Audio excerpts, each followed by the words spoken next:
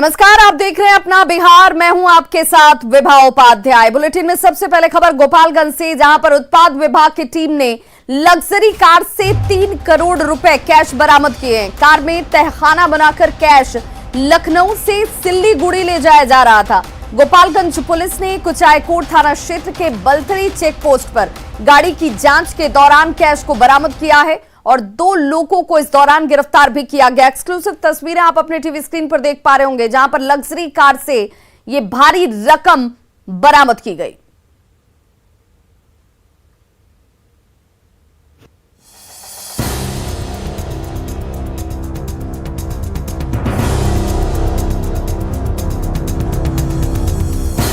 सफेद सी दिख रही यही वो लग्जरी कार है जिससे गोपालगंज की उत्पाद विभाग की टीम ने करीब 3 करोड़ रुपए बरामद किए हैं। यूपी नंबर की ये गाड़ी जैसे ही कुचायकोट थाना के बलथरी चेक पोस्ट पहुंची, वहां पहले से तैनात एक्साइज डिपार्टमेंट की टीम को गाड़ी पर शक हुआ।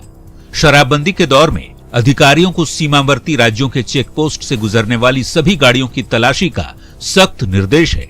ऐसे में जब उत्पाद विभाग के अधिकारियों ने गाड़ी की तलाशी लेनी शुरू की तो उसमें बने तहखाने से 1-2 नहीं दर्जनों नोटों की गड्डियां बरामद हुई। करीब 3 करोड़ कैश लखनऊ से सिलीगुड़ी ले जाया जा रहा था। मामले में 2 आरोपियों को हिरासत में लिया गया है। दोनों ही राजस्थान के बीकानेर के रहने वाले बताए जाते हैं। बलथरी चेक पोस्ट पर वाहन जांच के दौरान एक इको स्पोर्ट कार को पकड़ा गया। जब जांच किया गया तो पीछे पता चला कि तहखाना बना हुआ है, तो देखने पे पता चला इसमें कुछ इलीगल चीज़ ही है। तो उसमें रुपया ऐसा कुछ रखा हुआ मिला। तो जब पूछताछ किया गया तो ड्राइवर के द्वारा बताया गया कि पैसा है और इसको हम लोग सिल्लीगुड़ी ले जा रहे थे। लखनऊ से ये लोग आ रहे हैं। 2 लोग की गिरफ्तारी इसमें है। एक्साइज सुपरिटेंडेंट साहब की टीम के द्वारा एक एसयूवी के द्वारा कैश बरामद किया गया है। जो गाड़ी में जो 2 लोग हैं उनके द्वारा बताया जा रहा है कि इसमें 3 करोड़ रुपए कैश हैं और यह गाड़ी लखनऊ से सिलीगुड़ी जा रही थी। आशंका जताई जा रही है कि बरामद 3 करोड़ रुपए हवाला कारोबार से जुड़े हो सकते हैं। मामले की जांच इनकम टैक्स डिपार्टमेंट की ओर से भी की जा रही है। वैसे इसी महीने 6 मार्च को फुलवरिया थाना क्षेत्र के श्रीपुर में एक कार से 1 करोड़ 48 लाख कैश बरामद किया गया था। इस मामले में यूपी के 4 लोगों को भी पुलिस ने गिरफ्तार किया था। उत्तर प्रदेश से 4 सप्ताह में दूसरी बार कैश की बड़ी खेप बिहार से होकर बंगाल ले जाने की बात सामने आई है। गोविंद कुमार, न्यूज़ 18, गोपालगंज। बालू माफिया ने सोन नदी के बीचों बीच सड़क बना दी है, जिससे नदी की धार रुक रही है। प्रशासन की नाक के नीचे ये तमाम चीजें हो रही हैं, लेकिन अधिकारी इसे देखकर भी आंखें बंद किए हुए हैं और नियमों की धज्जियां सरेआम उड़ाती जा रही है। और देखिए कैसे नियमों की धज्जियां उड़ाते हुए अवैध रूप से खनन हो रहा है। इस वक्त हम भोजपुर जिले में हैं और ठीक हमारे पीछे ये सोन नदी है और राज्य सरकार और जिला प्रशासन की अनुमति से यहाँ पर बालू का वैध खनन चल रहा है और जिनको नीलामी के बाद जिम्मेवारी सौंपी गई है उनका ये काम चल रहा है। नियम यही है कि जो नदी होती है, नदी में लोहे का पुल बनाना है और इसके बाद बालू का खनन होता है। और बिल्कुल देखिए यहाँ नियमों का पालन किया जा रहा है, दिख रहा है। लेकिन ठीक इसके बगल में आपको एक दूसरी तस्वीर हम दिखाते हैं। नदी के गर्भ में ही रास्ता बना दिया गया है और बीच नदी तक आप देख रहे हैं यहाँ पर कई ट्रकें जो हैं वो खड़ी की गई हैं। 2-3 ट्रक है, पोकले ना, वहां पर बालू जो है वो लोड किया जा रहा है। नदी के गर्भ में हैरानी होती है कि आप इस तरीके से रास्ता कैसे बना सकते हैं। यानी नदी की जो धारा है उसको आप डिस्टर्ब कर रहे हैं और इस तरीके से नियमों को ताक पर रखकर जो खनन विभाग और बाढ़ नियंत्रण प्रमंडल का जो आदेश है उसकी अवहेलना की जा रही है। हमारी तस्वीर जो है वो बताती है कि यहाँ नियमों की खुलेआम धज्जियां उड़ाई जा रही है, लेकिन भोजपुर जिला प्रशासन को ये तस्वीर शायद दिखाई नहीं दे रही है। नदी के बीचों बीच और ठीक उसके बगल में भी आप देख रहे हैं, दूर में जो तस्वीर नजर आ रही है, नदी के गर्भ में इस तरीके से रास्ता तैयार कर बालू की उड़ाही की जा रही है, बालू का खनन किया जा रहा है। यहाँ पर तो नियमों को दिखाया जा रहा है कि किस तरीके से नियमों की अवहेलना की जा रही है। यहाँ पर फिलहाल 2 अलग अलग तस्वीरें, प्रशासन को ये तस्वीर नजर क्यों नहीं आती, एक बड़ा सवाल है। तो ये बना रहे हैं, ये कितना फीट तक बनाना है आप लोग को? इसमें सर 60 फीट तक बनाना है। ये 60 फीट तक ले जाएंगे? हाँ, इससे यदि नहीं बना पाएगा तो आगे भी बढ़ा सकता है। अच्छा, तो नियम क्या है लोहे का पुल बनाना? हाँ, नियम अब अनुसार तो अभी तो हम लोग देख रहे हैं जितना दिन से काम कर रहे हैं वही बना रहे हैं। लेकिन वहाँ पे देखा जा रहा है कि मतलब धारे को रोक के, पानी के धार को रोक के और पूरा भूगर्भ में जाकर बालू काट रहे हैं। ये तो बहुत नजदीक है, लोग पूरा बीच में इस पार से उस पार तक बांध दिया था बालू को, और धारा दूसरी तरफ से टकरा के सीधे अड़ार की तरफ आ रहा है, जिससे मिट्टी का भी कटाव हो रहा है। तस्वीर है वो चौंकाती है। बीच नदी में ट्रक पहुंच गया है और देखिए बाकायदा जिस तरीके से लोहे के पुल में चूंकि ज्यादा खर्च आता है तो ऐसे में आप ठेका तो ले लेते हैं, ठेका आपको दे दी जाती है, लेकिन उसके बाद आप नियमों की धज्जियां उड़ाते हैं और जिस मशीनरी को, जिस प्रशासनिक एजेंसी को इसको देखने की जिम्मेवारी सौंपी गई है वह भी अपनी जिम्मेवारियों को सही ढंग से नहीं निभाता। अभी भी कई पोकलेन चल रहे हैं उसी रास्ते से, उसी भूगर्भ में, नदी के भूगर्भ में जो रास्ता तैयार किया गया है उसी रास्ते से ये पोकलेन, ट्रक, सारी चीजें जा रही हैं और इसको देखने वाला कोई नहीं है। तो निश्चित तौर पर एक बड़ा सवाल खड़ा होता हुआ नजर आ रहा है कोइलवर नदी में, जहां पर नियमों को ताक पर रखकर वैध तरीके से ही सही बालू का खनन चल रहा है। और ऐसे में आखिरकार सरकारी एजेंसियां क्या कर रही है, एक बड़ा सवाल उठ खड़ा हुआ है। कैमरा पर्सन मनीष जुनेजा के साथ संजय कुमार, न्यूज 18 पटना। अरसे बाद आज मुख्यमंत्री नीतीश कुमार ने अपने पुराने संसदीय क्षेत्र बाढ़ और नालंदा के इलाकों का दौरा किया। सड़क मार्ग से अपने कार्यकर्ताओं तक पहुंचे सीएम से मिलकर पार्टी कैडर का जोश हाई नजर आया, तो महिलाएं भी कड़ी धूप में मुख्यमंत्री से मिलकर न सिर्फ उनका स्वागत करती हुई दिखी बल्कि अपनी समस्याओं को भी सीएम तक सीधे पहुंचाया।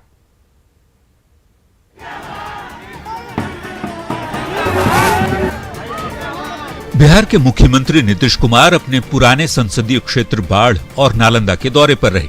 सीएम को अपने करीब पाकर लोग बेहद उत्साहित नजर आए। रास्ते में जगह जगह कार्यकर्ताओं ने मुख्यमंत्री का जोरदार स्वागत किया,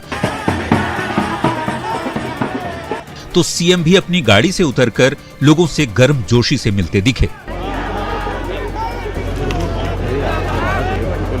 दरअसल नीतीश अपने पुराने समर्थकों से मिलने के लिए पहले बाढ़ पहुंचे। मुख्यमंत्री की इस यात्रा से जेडीयू कार्यकर्ताओं में काफी उत्साह देखा गया।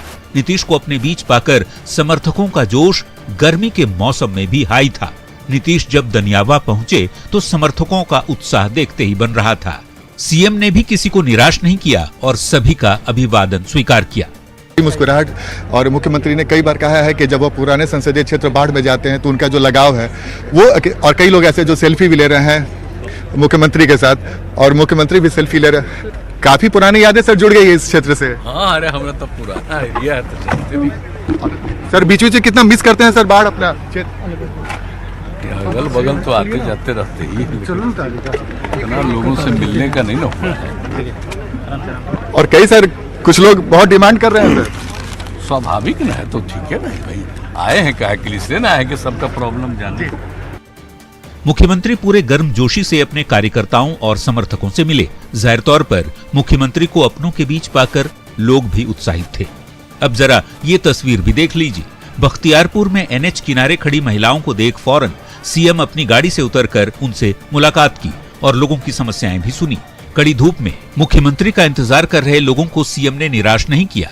जाहिर तौर पर मुख्यमंत्री नीतीश कुमार की इस यात्रा से कार्यकर्ताओं का मनोबल बढ़ा है। न्यूज 18 के लिए आनंद अमृतराज की रिपोर्ट। और इस बीच बड़ी खबर बाढ़ से आ रही है, जहां पर सीएम नीतीश की सुरक्षा में चूक बरती गई है। नीतीश कुमार पर हमले की कोशिश की गई। इस दौरान सीएम नीतीश की सुरक्षा में एक चूक से जुड़ी हुई बड़ी खबर सामने आती हुई, जहां पर नीतीश कुमार पर हमले की कोशिश की गई। एक शख्स ने पीछे से हमले की कोशिश की है। छोटू के रूप में इस हमलावर की पहचान की गई है, जिसने पीछे से हमला करने की कोशिश की।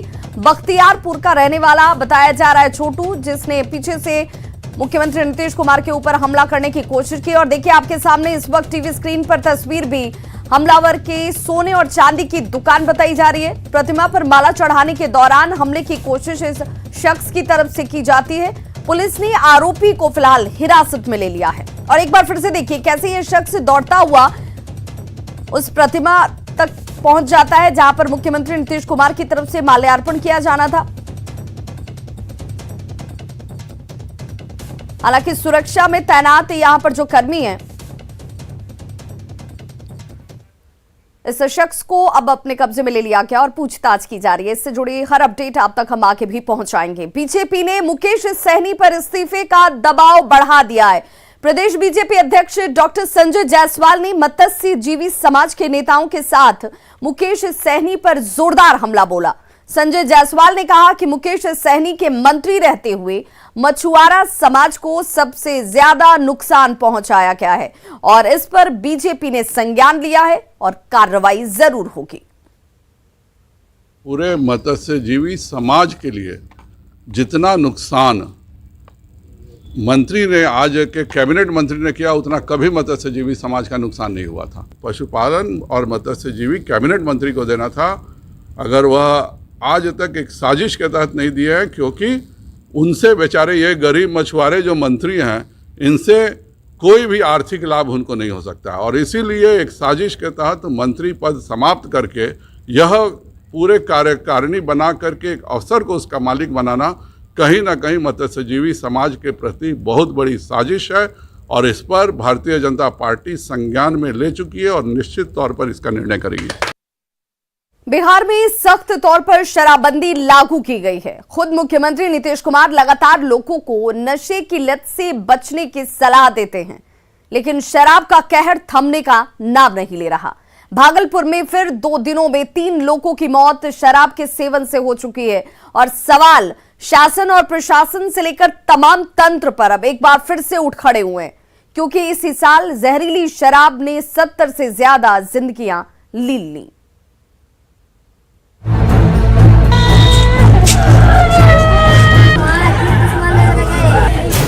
बिहार में शराब पीने की सख्त मनाही है, क्योंकि प्रदेश में शराबबंदी कानून लागू है। करीब 6 साल होने को हैं जब मुख्यमंत्री नीतीश कुमार ने बिहार में शराबबंदी लागू की थी, लेकिन शराब का कहर है कि थमने का नाम ही नहीं ले रहा। इसी महीने होली के ठीक दूसरे दिन जहरीली शराब ने 30 से ज्यादा जिंदगियां ले ली थी, लेकिन महीने के आखिर में एक बार फिर शराब ने कहर बरपाया है। भागलपुर के परबत्ती मोहल्ले में शनिवार की शाम जहरीले जाम के सेवन से 3 लोग बीमार पड़ गए थे, लेकिन शहर के सबसे बड़े सरकारी अस्पताल में इलाजरत युवक ने रविवार को दम तोड़ दिया। मृतक मुंबई में नौकरी करता था और होली में अपने गांव आया हुआ था। तो सुबह में सुता हुआ था, सो कर उठा, घर गया, घर में बोला माँ पानी दो, पानी थोड़ा सा पिया तो तलमलाने लगा। उसके बाद फिर क्या डॉक्टर को बुलाए, बोला कि 2 पानी चढ़ेगा ग्लूकोज तो ठीक हो जाएगा। अभी उसका साथी का 2 भी आदमी यहाँ पे भर्ती है। ऐसा बात 2 अभी तक भर्ती है, 1 तो दम तोड़ चुका, 2 और भी है। सब साथे पिया था? हाँ, तीनों साथे पिया था।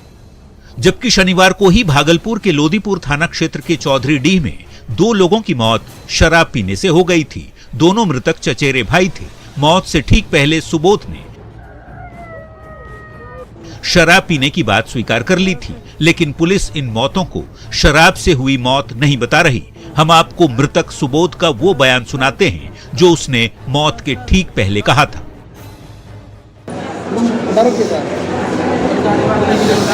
क्या खाए पिए थे?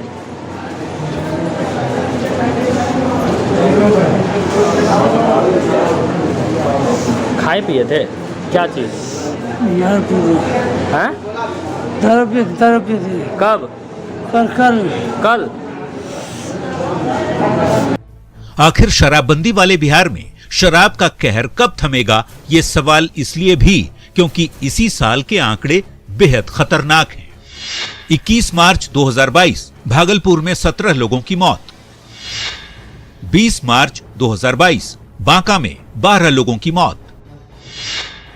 20 मार्च 2022 मधेपुरा में 4 लोगों की मौत। 16 मार्च 2022 कटिहार में 3 लोगों की मौत। 13 मार्च 2022 गोपालगंज में 7 लोगों की मौत। जनवरी 2022 सारण में 15 लोगों की मौत। जनवरी में ही नालंदा में 14 लोगों की मौत हो चुकी है। सवाल उस प्रशासनिक तंत्र पर भी उठ खड़े हुए हैं जिस पर शराबबंदी कानून को लागू करने की जिम्मेदारी है। तभी तो हम ये सवाल पूछ रहे हैं कि आखिर शराब पीने वालों तक कैसे पहुंच रही है शराब? पुलिस शराब तस्करों पर कार्रवाई क्यों नहीं करती? लगातार हो रही मौतों पर पुलिस किसी नतीजे तक क्यों नहीं पहुंचती? ज्यादातर शवों का पोस्टमार्टम क्यों नहीं कराया गया? क्या पुलिस मौतों की सच्चाई छिपाना चाहती है? शराब से हो रही मौतों के लिए आखिर जिम्मेदार कौन है? न्यूज़ 18 के लिए भागलपुर से आशीष रंजन के साथ ब्यूरो रिपोर्ट। भागलपुर के लोधीपुर थाना क्षेत्र के चौधरीडीह में शराब पीने से 2 चचेरे भाइयों की मौत के बाद प्रशासन अब हरकत में है। एंटी लीकर टास्क फोर्स और लोधीपुर थाना पुलिस ने आधा दर्जन से अधिक जगहों पर छापेमारी की। जायजा लिया न्यूज़ 18 संवाददाता आशीष रंजन ने। लोधीपुर में 2 भाइयों की शराब से हुई मौत के बाद आप देख सकते हैं कि लगातार जो है एंटी लीकर टास्क फोर्स हो या फिर थाने की पुलिस हो, लोधीपुर की लगातार छापेमारी अभियान चला रही है। लोधीपुर इलाके में कई जगहों पर छापेमारी की गई है और लगातार शराब की तलाश की जा रही है। जो इस काम में पहले से जुड़े हुए लोग थे उनके घरों की तलाशी ली जा रही है और ये सुनिश्चित किया जा रहा है कि कहीं शराब फिर से ये लोग तो नहीं बेच रहे हैं। इसको लेकर लगातार छापेमारी जारी है। आधा दर्जन जगहों पर अभी तक छापेमारी की गई है। आप देख सकते हैं कि मोहल्ले के लोग भी भीड़ लगाकर देख रहे हैं छापेमारी का। एक तरह से यहाँ पर लोग काफ़ी संख्या में इकट्ठा हो गए हैं और जो छापेमारी पुलिस की चल रही है उसको देख रहे हैं और यहाँ पर उत्पाद निरीक्षक खुद यहाँ पर अपनी मॉनिटरिंग किए हुए हैं। सर, कितनी जगहों पर छापेमारी की गई है? छापामारी नियमित छापामारी है। अभी हम लोग 5 जगह पे कर चुके हैं, अभी 6ठा जगह पे छापामारी जारी है। ये लगातार जारी है। हाँ, आज हम लोगों ने टारगेट लोधीपुर थाना अंतर्गत किया है, तो आज हम लोग लोधीपुर थाना अंतर्गत अभी कर रहे हैं। यहाँ जब समाप्त हो जाएगा फिर दूसरे थाना अंतर्गत फिर हम लोग शुरू करेंगे। लगातार जारी है। जी जी। अभी कोई बरामदगी भी? अभी तक तो कोई बरामदगी नहीं हुई है। तो लगातार ये छापेमारी अभियान चलाया जा रहा है लेकिन अभी तक कोई बरामदगी नहीं हो पाई है। लेकिन इनका कहना है कि लगातार ये अभियान अब लगातार चलेगा और हर एक थाना क्षेत्र में प्रतिदिन के हिसाब से एक दिन करके जो है लगातार ये छापेमारी शराब के खिलाफ की जाएगी। आशीष रंजन, न्यूज़ 18 भागलपुर। पटना एसटीएफ को बड़ी कामयाबी हासिल हुई है। गया पुलिस के सहयोग से एसटीएफ की टीम ने एक साथ 12 अपराधियों को गिरफ्तार किया है। एसटीएफ ने राजू आलम, अरबाज आलम, मकसूद आलम, सैयद आलम, अली इमाम, शमशेर आलम, मोहम्मद मुस्तफा, सोनू खां, मोहम्मद इम्तियाज, मोहम्मद मुनाजिर हसन, निर्भय कुमार और भोलू यादव को इस दौरान गिरफ्तार किया। अपराधियों के साथ 3.15 बोर के 5 राइफल जो हैं, 9mm की 2 देशी पिस्टल, 1-2 नाली बंदूक, 65 जिंदा कारतूस, 2 पिस्टल मैगजीन, 13 मोबाइल के साथ 4 बाइक बरामद की गई।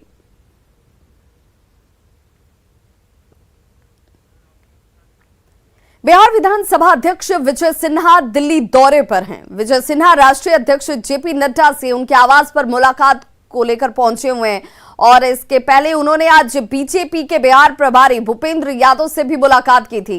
विधानसभा अध्यक्ष के दिल्ली दौरे को लेकर कई सवाल इस वक्त उठ रहे हैं क्योंकि कुछ दिन पहले ही विधानसभा में जोरदार हंगामा हुआ और बीजेपी विधायक ने प्रशासन पर सवाल उठाए, जिसके बाद सीएम नीतीश कुमार भी विधानसभा में भड़क गए थे। वहीं विजय सिन्हा ने ऐसी किसी भी बात से इनकार किया है और कहा कि पूरे दौरे को उन्होंने अपना निजी दौरा बताते हुए पत्रकारों के सवालों से बचते नजर आए। तो खबरों का सिलसिला लगातार जारी, आप देखते रहिए न्यूज़ 18 बिहार झारखंड।